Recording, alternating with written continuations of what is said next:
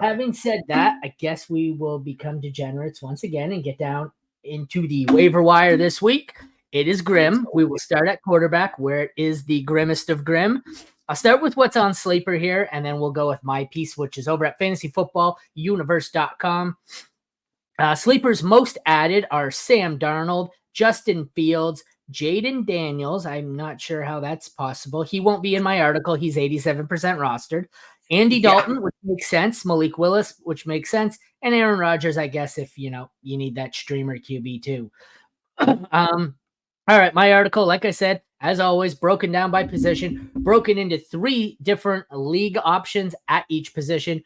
For deeper leagues, we have the guys who are only rostered in 0 to 25% of leagues. Medium leagues are 26 to 50%, and the deeper guys are 51 to 75%. If they're higher than 75%, obviously they're not in here.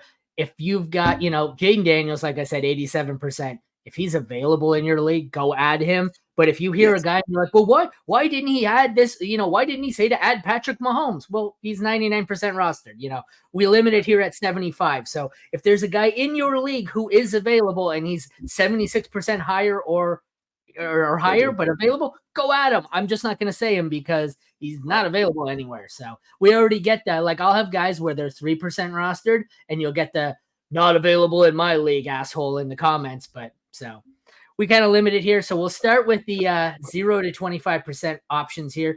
Andy Dalton, I think, is the unquestioned prize here. If you need a quarterback, you should be getting him everywhere. Honestly, I needed a quarterback in a dynasty league where I'm in win now mode. And I got Jaden Reed, Braylon Allen. I gave up Jaden Reed, Braylon Allen, and a third to get Jared Goff.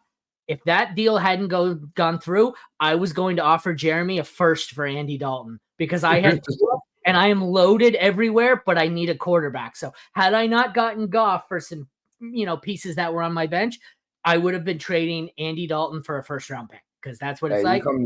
You can come to the Justin Fields gang where I'm rocking Justin Fields. You come get him if you need him. Yeah. But yes, I 100% agree. First quarterback this year who's thrown for 300 yards and 3 touchdowns. That's scary. The other options I have here, I'll run through the options and then I guess we'll break them all down. Jacoby Brissett, Malik Willis, Skylar Thompson. That would be Thompson. Apparently I couldn't spell last night. Drake May, Daniel Jones, Will Levis, Taylor Heineke. The obvious option here for me is Andy Dalton. I don't mind if you're in deeper formats, the stash of Malik Willis. I think it's obviously he's going to be gone very soon because he plays for Green Bay, not Tennessee. Drake May is a decent stash. Nobody else in here. Daniel Jones is an interesting one. Like I said, we'll get to this in a sec. Medium options, I had Justin Fields, Deshaun Watson, Sam Darnold, Geno Smith. Shallow leagues, it's really getting limited here. It's Baker, Herbert, who's hurt, Lawrence, who looks terrible, and Goff. Those are your usual ones. There's not much to say here. Baker, Herbert, Goff, Lawrence are pretty much owned in every league I'm in, but they're 70 to 75%. They're great options to different degrees, whether you believe in them. The medium tier for me is kind of scary. Deshaun Watson, I am no longer in on. I have some interest for Sam Darnold, Geno, or Fields, and the dart throws are interesting. What really stood out to you out of all those? I know there's a lot of different tiers there. Aside from the slam dunks of the Baker, Goff, Herbert, Lawrence tier, does anyone really stand out to you there? Yeah, it's Daniel Jones. Like, he's going to produce fantasy points. I think he's QB 16 on the season. It's not bad. It's like right there, right next to Watson, actually, interestingly enough. Like, they're the same player because of what they do and how not so good quarterbacks they are, but they produce fantasy points. Like, I put out a tweet where it was CJ Stroud's fantasy points, Deshaun Watson, Daniel Jones, all the same. And I was like, it's because they rush. Like, that's the whole point, those guys. So if you can get a rusher like that, like I like Dalton. I'm a little bit worried because I don't think we should expect anything close to that, but he's going to be viable. I think if you're going for the passer, Geno or Baker make the most sense because they are the best quarterbacks in good situations that will produce throughout the year. If you want the rushing upside, yeah, like take a shot on Daniel Jones in good matchups, and he could produce 20 points. I don't mind him either. Yeah, this, like I said, I always start with the high end ones here. They're not available in many leagues. I'm still willing to give a shot to obviously Baker. I don't think he's available. It says 73%. How him and Goff are under 75% owned, I don't understand. I get Herbert and Lawrence. A lot of people have given up on, but I'm taking them everywhere. I guess the middle tiers, I like all 4 of the middle tier options except Watson. Watson, I'm pretty much out on. I think Geno is the one that's the easy one I want here over Darnold and Fields. I know he's probably been the best right now. I think I want Darnold. I want it Geno, Fields, then Darnold. What are your thoughts? And then I guess Watson 4th. What are your thoughts? How would you rank those 4? I think Geno's the best quarterback, and that's the one I'm going to chase. Darnold has the best situation, and like with his offensive coordinator, like you see it with Darnold. They're just going to score points. It is what it is. And if you want to swing the fences, it's Fields. Like we saw it finally start to come together last week with Fields. He started to put up a little bit more fantasy points because the offense loads, and they're finally moving away from these really awful offenses they're playing. So if they're getting in these game strips where they have to play fast and move, like push the ball downfield, make a lot of plays, like I think the upside is with Fields is the one there too. So if you want to swing big, I think Fields has the biggest range of outcomes of all these guys. If you want safety, I would say Geno or Baker or like Darnold are fine. I think the scariest one there for me is Fields because he was useless for 2 games.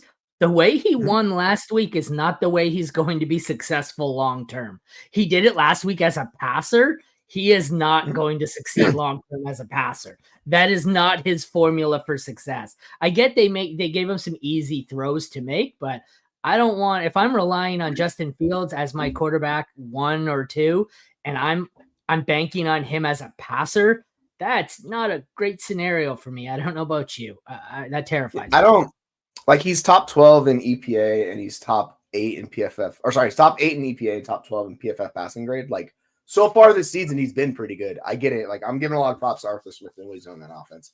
We'll see if it's sustainable, but he's been actually a pretty good quarterback, which was the most surprising thing in the season. Like I thought Justin Fields was terrible. I went, oh, maybe he can pass. We'll see. It's very interesting. Like I don't mind throwing a dart on him, but yeah. If you want safety, like don't go for Fields. Fields is not the safety option. Fields is the upside shot. If you want the upside shot, take him. If not, you got Baker, you have Geno, you have Darnold, those guys.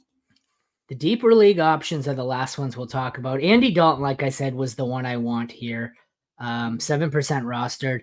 Will Levis looked good, but the problem is I think Jordan Love's back this week or next week.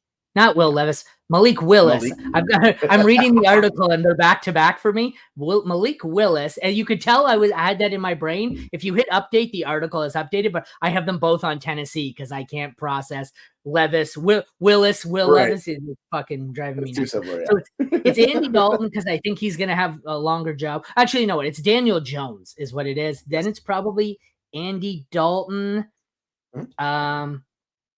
I don't really like Drake May's a decent stash here. So I want Jones. I want Dalton. I'll stash May in case he plays. I'll stash Levis in case he stops sucking. Like I have no interest in Jacoby Brissett and Malik Willis. I'd stash, but I think he's played all the games he's going to play this season. So out of the group, I don't know if you have the article up here. If you do, I'm looking at it right now because I updated a few things, but of this list here, who intrigues you the most? I know you mentioned Daniel Jones. It's Daniel Jones, Dalton, basically? Daniel Jones. Yeah, like Daniel Jones gives you the rushing upside. Dalton's going to have more variance because he's going to count touchdowns. That's how he's going to basically produce fantasy points. Did you see that? Yeah. It got real fucking. I got a storm coming in and my background got crazy dark all of a sudden. I was like, holy shit, I got to turn my lights on. Sorry, go ahead. It got really dark and I looked on my screen and I'm in the dark here. You're like, what just happened? Yeah, I also think, to your point, Drake May is a really good stash. But in one QB, I don't know if you really want to stash a spot on a backup quarterback. Like, if you have enough roster spots, go for it. Like, I get it. Like, he's the upside play of all these guys because he's a really, really good runner, better runner than Daniel Jones and stuff like that. So, like, that's the pure upside shot late in the season if you need him. I don't think you need to stash him, but if you want to, yeah. And if, like, we saw it, like, Malik Willis looked good, but yeah, to your point, he's probably not going to play this week. So, he just goes back to the bench.